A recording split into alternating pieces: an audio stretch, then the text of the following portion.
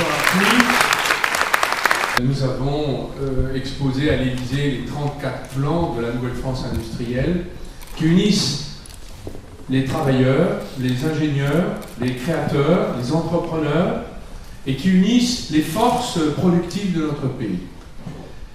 Ces plans sont une manière de dire où nous allons, de mobiliser l'ensemble des forces financières, éducatives, productives de notre pays, et surtout de donner le chemin que nous allons emprunter.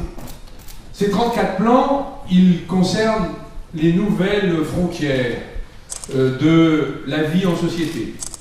Nous allons nous transporter différemment, construire nos maisons différemment, nous soigner, nous éduquer différemment, nous transporter nous-mêmes en bateau, avion, voiture, train, différemment. Et cette nouvelle France industrielle, ce sont les traductions industrielles en termes de produits, d'usines, d'emplois, technologies, dans toute la France.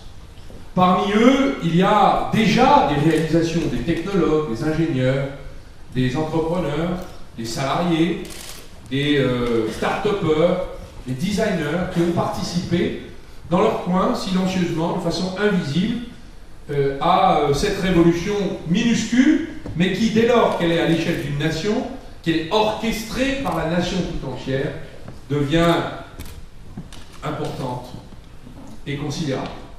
C'est le sens de l'hommage que nous rendons chaque mois ici, sur scène à Bercy. Nous avons transformé en scène pour permettre à ces héros anonymes de la révolution industrielle qui est en cours de présenter leurs aventures humaines, technologiques, entrepreneuriales et de leur donner la parole.